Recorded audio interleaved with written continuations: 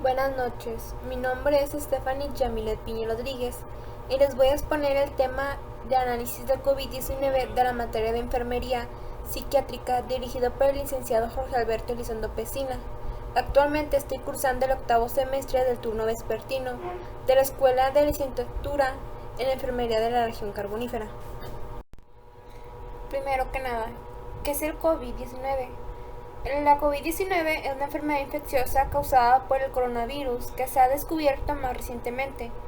Tanto el nuevo virus como la enfermedad eran desconocidos antes de que se estallara el brote de Wuhan, China, en diciembre del 2019. Síntomas del COVID. Los síntomas del COVID es dificultad para respirar, fiebre, tos, dolor de cabeza y cuerpo dolorido. ¿Cómo prevenimos el contagio?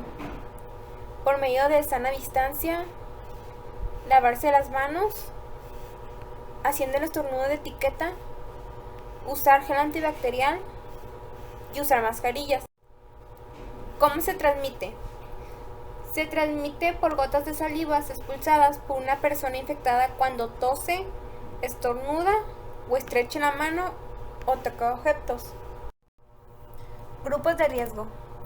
Niños menores de 5 años. Personas que tienen alguna enfermedad crónica o cardíaca, mujeres embarazadas, personas con obesidad y sobrepeso, adultos de más de 65 años. Línea del tiempo. La línea del tiempo consta en 4 etapas. La primera etapa comienza el 31 de diciembre del 2019, porque es la fecha en la que China anuncia que en las provincias de Wuhan hay un brote de neumonía de etiología desconocidas. Eran 27 casos. El 9 de enero de 2020 se declaró la identificación de un nuevo coronavirus antes de que se le llamara la enfermedad de la COVID-19, comentó el director de la información epidemiológica. El 11 al 12 de enero de 2020 se reporta la primera difunción por esta enfermedad y la publicación del genoma COVID-19. Este es un detonante para las 6 regiones de la Organización Mundial de la Salud. El 13 de enero de 2020 se reporta el primer caso de coronavirus importado registrado en Italia que salió de China. El 15 de enero se reporta un segundo caso importado ahora en las Américas en Estados Unidos. Un mes después se registra en China. El 30 de enero la OMS dicta una declaratoria de emergencia de salud pública por este nuevo virus. El 3 de febrero la OMS publica el Plan Estratégico de Preparación y Respuesta de la Comunidad Internacional a pedir a los Estados Unidos, con sistemas de salud más frágiles, a protegerse. El 27 de febrero de 2020 se registra en México el primer caso de COVID-19. Hasta esta fecha, la línea de tiempo suma 58 días de la pandemia. Segunda etapa. La segunda etapa abarca del 28 de febrero del 23 de marzo. Tiene una duración de 28 días. Inicia la fase 1 de la pandemia en México. El 11 de marzo la OMS dicta la declaratoria de pandemia tras el incremento de casos de la enfermedad y casos importados fuera de China.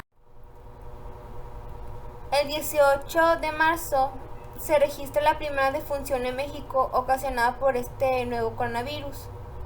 El 23 de marzo fue cuando la Secretaría de Salud hace la declaratoria de la Jornada Nacional de la Sana Distancia, con lo que entran en acción las medidas sanitarias y de distanciamiento social para disminuir los contagios. Tercera etapa. Abarca el 23 de marzo al 21 de abril. Tiene una duración de 28 días. El 1 de abril México realiza una declaratoria de emergencia y el país entra en la fase 3 de la pandemia. Cuarta etapa. México continúa en la fase 3 de la pandemia. Esta etapa suma 312 días al corte de hoy. Ya han transcurrido 424 días desde que China dio a conocer el brote de casos de neumonía en Wuhan. El 13 de mayo se anuncia el plan Regreso a Nueva Normalidad.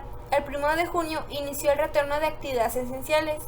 Y el 21 de enero México registra el mayor número de casos incidentes al sumar 22.339 casos.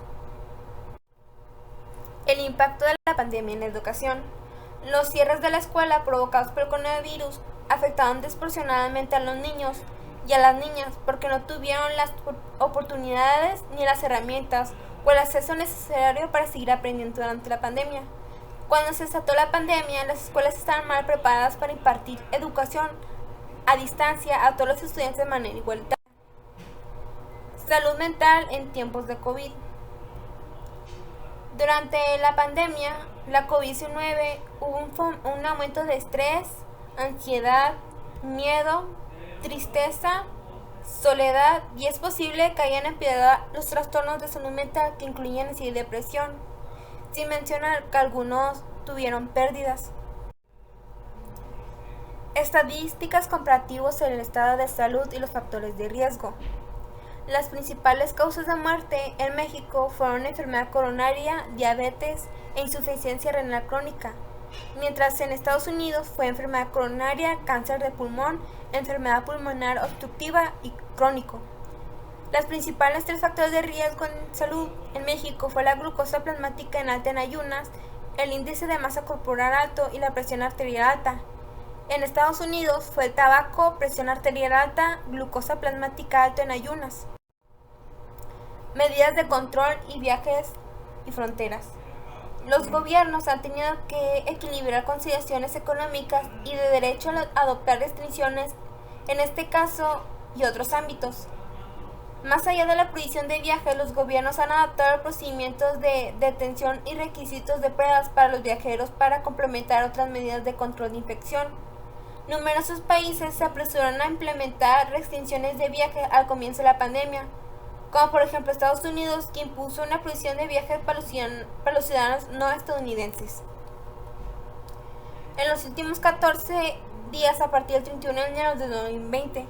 Sin embargo, México no restringió ningún viaje internacional. La magia de las vacunas. Las vacunas son el arma más rentable en el arsenal de la salud pública a escala mundial. Las diferentes vacunas disponibles han salvado millones de vidas a muy bajo costo. Solía tomar muchos años desarrollar una vacuna segura y eficaz. La gran velocidad con la que desarrollan las vacunas contra el COVID-19 es notable. Apenas una semana después de lo que se publicara la secuencia genómica el virus, en enero de 2020, científicos de diferentes partes del mundo iniciaron el desarrollo de posibles vacunas, utilizando tecnologías tanto nuevas como existentes. Las políticas explícitas de vacunación COVID-19 fueron publicadas por el gobierno mexicano el 11 de enero de 2021. Su objetivo era vacunar al menos el 70% de la población total, incluyendo al 100% de los trabajadores de salud. También se buscaba lograr una cobertura al 95% en personas mayores de 15 años.